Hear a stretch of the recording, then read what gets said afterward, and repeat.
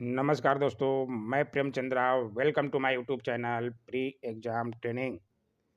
दोस्तों, सुबह के टाइम में करंट अफेयर्स जनवरी 2022 के सेट टू लेकर हम आपके सामने आए हैं। बहुत ही इम्पोर्टेंट सवाल है।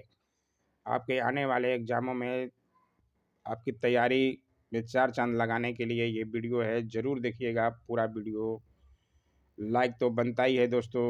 जो लोग नए हैं चैनल को सब्सक्राइब भी कर लीजिएगा। अगर फ़ायदा मिले तो ज़बरदस्ती मत कीजिएगा, वरना आप देख नहीं पाएंगे कोई वीडियो तो क्या फ़ायदा। आपके फ़ायदे के लिए बनाया जा रहा है, इसलिए आप फ़ायदा उठाइए। फ्री का चैनल है आपके भाई का। आइए देखें पहला सवाल। बहुत ही इम्पोर्टेंट सवाल लिए गए हैं। हाल ही में संविधान का अनुच्छेद 348 चर्चा में था। यह किससे संबंधित है? 348 बहुत चर्चा में था। ये संबंधित है उच्च न्यायपालिका में इस्तेमाल होने वाली भाषा से। ज़रूर ध्यान रखिएगा, अच्छा सवाल है। उसका डिटेल के लिए आप नोट्स बनाते हुए चलिए या टेलीग्राम से पीडीएफ ज़रूर डाउनलोड कीजिए दोस्तों। हाल ही में गुजरात उच्च न्यायालय की खंडपीठ में एक पत्रकार के ऊपर अदालत की अवमानना का मुकदमा चल रहा था। मामले की सुनवाई के दौरान गुजरात हाई कोर्ट ने उस पत्रकार को केवल अंग्रेजी में बोलने के लिए कहा, क्योंकि उच्च न्यायपालिका में इसी भाषा का प्रयोग किया जा रहा है। जरूर ध्यान रखिएगा कि संविधान के अनुच्छेद 348 एक के मुताबिक जब तक संसद किसी अन्य व्यवस्था को न अपनाए तब तक सुप्रीम कोर्ट और हाई कोर्ट की कार्रवाई केवल अंग्रेजी भाषा में होगी। पूरा ध्यान जरूर रखिएगा। इसके अलावा अनुच्छेद 348 दो के मुताबिक किसी राज्य का राज्यपाल राष्ट्रपति की अनुमति से हिंदी या दूसरी भाषा को हाई कोर्ट की कार्रवाई की भाषा का दर्जा दे सकता है। इसका मतलब यह हुआ कि जब तक संसद इस बारे में कोई नया कानून नहीं बनाती तब तक सुप्रीम कोर्ट और हाई कोर्ट की भाषा अंग्रेजी ही बनी रहेगी। समझ में आए तो like share comment and subscribe अभी तक नहीं किए हैं तो ज़रूर कीजिएगा। आइए देखें अगला सवाल। सारे सवाल इम्पोर्टेंट हैं दोस्तों। अफ्रीकी स्वाइन फीवर के संबंध में निम्नलिखित में से कौन सा कथन असत्य है? असत्य जहां भी रहे उसे जरूर ध्यान रखिएगा। असत्य दिया है। यह एस फेरविरिडे परिवार के एक बड़े डीएनए वाले वायरस की वजह से होता है। हाँ, होता है, यानी कि सत्य है। इसे पहली बार 1920 के दशक में अफ्रीका में देखा गया था। हाँ, ये भी सही है। सूअरों के लिहाज से यह संक्रामक एवं जानलेवा बीमारी है। हाँ, ये भी सही है। इसमें असत्य है, यह बीमारी जूनोटिक नहीं है, यानी यह जानवरों से इंसानों में नहीं होता। इसलिए इसमें आंसर जो है आपका डी हो जाएगा। असत्य पूछ रहा है, ये इंसानों जानवरों से इंसानों में नहीं होता। पूरा डिटेल दिया गया है, आप नोट्स बनाते हुए चलिएगा, आप ही का फ़ायदा होगा दोस्तों। इसे पहली बार 1920 के दशक में अफ्रीका में देखा गया था और ये सूअरों में होता है। ये पूरा नोट्स बनाते हुए चलिए।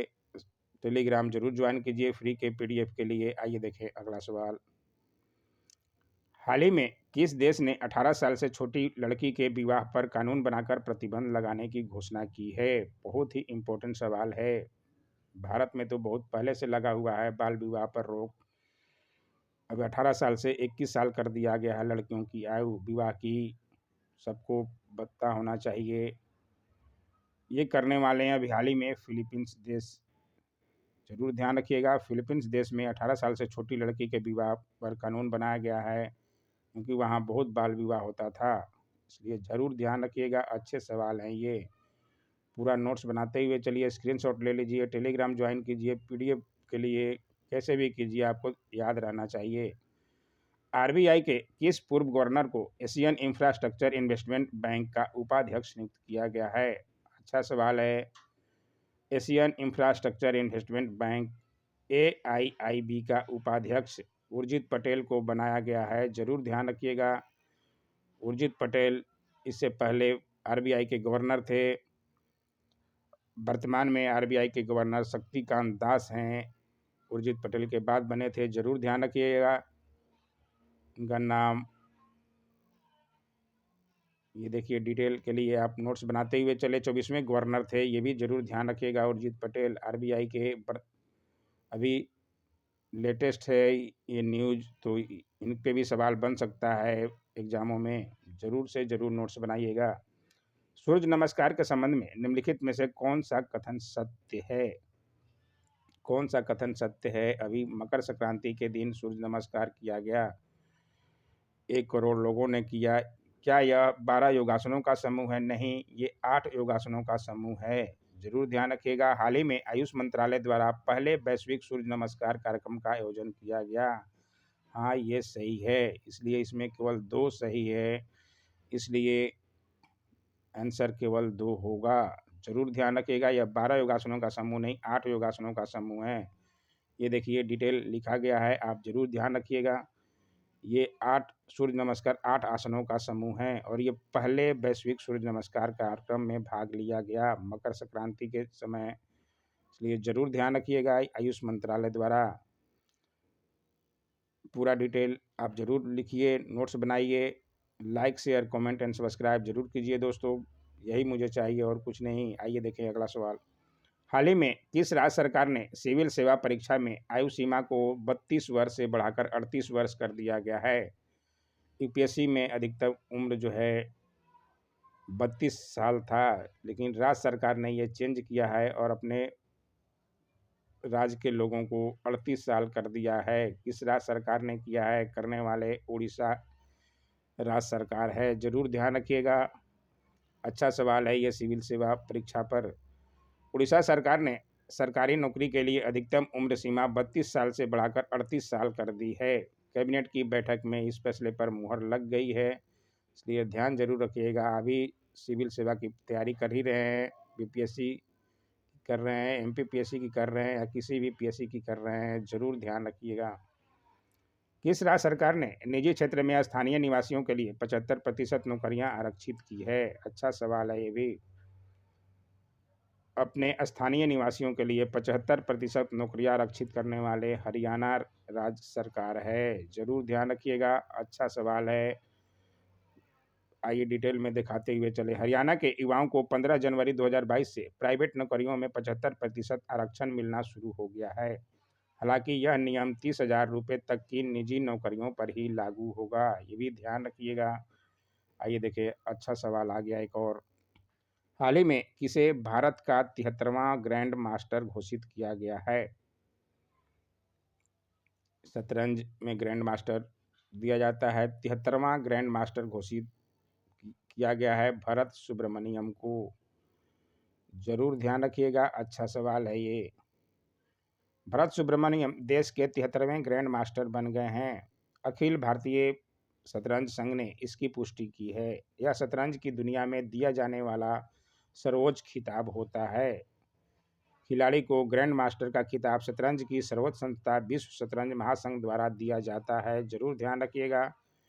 एफआईडी भी कहा जाता है उसे, जिसकी स्थापना 20 जुलाई 1924 में की गई थी और अंतर्राष्ट्रीय ओलंपिक समिति ने इसे 1999 में अंतर्राष्ट्रीय खेल महासंघ के रूप में मान्यता दी थी।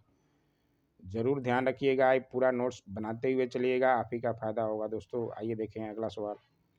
जल संरक्षण प्रयासों में जल शक्ति मंत्रालय की तरफ से किस राज्य को प्रथम स्थान प्राप्त हुआ है? जल संरक्षण प्रयासों में जल शक्ति मंत्रालय की ओर से दिया गया है, ये किस राज्य को दिया गया है जल का बचाव करने के लिए? ये उत्तर प्रदेश को दिया गया है। जरूर ध्यान रखिएगा, अच्छा सवाल है ये भी। जल संरक्षण के क्षेत्र में प्रयासों के लिए तीसरे राष्ट्रीय जल पुरस्कार 2020 में उत्तर प्रदेश को पहला स्थान मिला है, जबकि राजस्थान ने दूसरा स्थान हासिल किया है। जल शक्ति मंत्रालय ने यह जानकारी दी। जल का संरक्षण बहुत जरूरी है दोस्तों। कहा जा रहा है अगला विश्व युद्ध जल के ऊपर ही होगा, पानी की मारामारी इतनी कमी होने लगी है।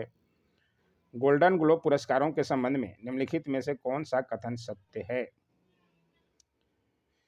कौन सा कथन सत्य है पूछ रहा है। हाल ही में 78वें गोल्डन ग्लोबर पुरस्कारों की घोषणा हुई। नहीं, 79वें गोल्डन ग्लोबर पुरस्कारों की घोषणा हुई। यह पुरस्कार हर साल 2 साल पर हॉलीवुड फॉरेन प्रेस एसोसिएशन द्वारा दिया जाता है। नहीं, हर साल दिया जाता है। इस बार इसके तहत power of the dog film को ड्रामा श्रेणी में सर्वश्रेष्ठ फिल्म का खिताब मिला है। हाँ, ये सही है, इसलिए केवल 3 ही सही है, इसलिए आंसर केवल 3 होगा, सी। जरूर ध्यान रखिएगा। ये देखिए, हाल ही में 79वें गोल्डन ग्लोब पुरस्कारों की घोषणा हुई। हॉलीवुड फॉरेन प्रेस एसोसिएशन ने इस बार इन पुरस्कारों की घोषणा लाइव ब्लॉग के माध्यम से की। Power of the dog film को ड्रामा श्रेणी में सर्वश्रेष्ठ फिल्म दिया गया, इसलिए ध्यान रखिएगा। पूरा डिटेल जरूर नोट्स बनाते हुए चलिएगा, तभी आप समझ पाइएगा क्वेश्चन को। ऐसे ही सवाल ज़्यादातर बीपीएससी, यूपीएससी, एमपीपीएससी में पूछे जाते हैं। आइए देखें अगला सवाल। किस राज्य के गंजम जिले ने खुद को बाल विवाह मुक्त जिला घोषित किया है? किस राज्य में है ये गंजम जिला जहां खुद को बाल विवाह मुक्त जिला घोषित किया गया है? ये उड़ीसा में है गंजम जिला, जरूर ध्यान रखिएगा। उड़ीसा के गंजम जिले ने खुद को बाल विवाह मुक्त जिला घोषित किया है। जिला प्रशासन ने 2 वर्ष 2020 और 2021 में 450 बाल विवाह और वीडियो रिकॉर्ड 48,383 विवाहों को रोकने में सक्षमता दिखाई। इसके लिए गंजम जिले ने निर्भया कड़ी कार्यक्रम की शुरुआत की गई थी। किशोरियों को स्कूल छोड़ने से रोकने और उनकी काउंसलिंग करने के उद्देश्य से इस अभियान की शुरुआत की गई थी। जरूर ध्यान रखिएगा, बाल विवाह पर रोक लगाया है। आइए देखिए अगला सवाल। निम्न में से किसे लगातार दूसरी बार फीफा के सर्वश्रेष्ठ फुटबॉलर के रूप में चुना गया है? बहुत अच्छा सवाल है, कंफ्यूज करने वाला। लोग लियोनेल मेसी या रोनाल्डो पे मारेंगे, लेकिन यहाँ पे दूसरी बार फीफा के सर्वश्रेष्ठ फुटबॉलर बनने वाले हैं रॉबर्ट लेवांडोव्स्की। नाम इनका जरूर ध्यान रखिएगा। पोलैंड के स्टार स्ट्राइकर रॉबर्ट लेवांडोव्स्की लगातार दूसरे साल फीफा के सर्वश्रेष्ठ फुटबॉलर बने हैं। इनका जरूर ध्यान रखिएगा। लियोनेल मेसी को पीछे छोड़ा है। अभी हाल ही में लियोनेल मेसी को 7वां बैलन डी और का इनाम दिया गया था। इस पर मैं क्वेश्चन बता चुका हूँ, जरूर ध्यान रखिएगा। आइए देखें अगला सवाल। निम्न में से कौन सा हाई कोर्ट न्याय घड़ी स्थापित करने वाला देश का पहला हाई कोर्ट बन गया है? कुछ भी पहला होगा उसके तो ध्यान रखना ही पड़ेगा दोस्तों। ये है गुजरात हाई कोर्ट न्याय घड़ी स्थापित करने वाला देश का पहला हाई कोर्ट बन गया है, इसलिए अच्छा सवाल है, जरूर ध्यान रखिएगा। गुजरात हाई कोर्ट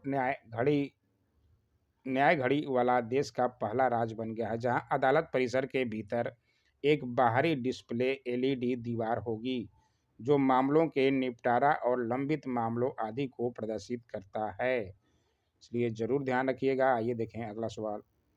किस राज्य में पेंच टाइगर रिजर्व में सुपर मॉम और कॉलर वाली नाम से मशहूर 17 साल की बाघिन का निधन हो गया? बहुत ही अच्छा सवाल है। पेंच टाइगर रिजर्व कहाँ है और सुपर मॉम वहाँ की मरी है? इम्पोर्टेंट सवाल हो जाता है, उसके लिए आप पूरा वीडियो देखते रहिए। आंसर में पेंच टाइगर रिजर्व ये मध्य प्रदेश में पड़ता है, ये भी ध्यान रखिएगा। वहाँ की सुपर मॉम कही जाने वाली बाघिन का मृत्यु हुआ है, इसलिए जरूर ध्यान रखिएगा। इस बाघिन ने सबसे ज़्यादा 29 शावकों को जन्म दिया था, जो एक रिकॉर्ड है, इसलिए ये इम्पोर्टेंट सवाल हो जाता है। इस बाघिन का जन्म पेंच नेशनल पार्क में साल 2005 को हुआ था। 17 साल बाद उनकी मृत्यु हुई। आइए देखिए आज का आखिरी सवाल, अच्छा सवाल है ये भी।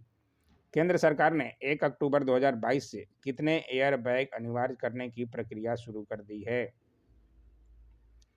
केंद्र सरकार ने किया है, कारों में एयर बैग लगता है, एयर बैग अनिवार्य करने की प्रक्रिया 6 एयर बैग अनिवार्य करने की प्रक्रिया शुरू कर दी है। 1 अक्टूबर 2022 से लागू होगा। केंद्र सरकार ने 1 अक्टूबर 2022 से 6 एयर बैग अनिवार्य करने की प्रक्रिया शुरू कर दी है। भारत में बिकने वाली सभी कारों के लिए एयर बैग अनिवार्य कर दिए जाएंगे, इसलिए ज़रूर ध्यान रखिएगा। इसे भी वीडियो कैसा लगा कमेंट किया कीजिए। लाइक तो आप करते नहीं हैं, लाइक किया कीजिए, अच्छा लगे तो। Don't forget to like share comment and subscribe my YouTube channel. Thanks for watching my YouTube channel.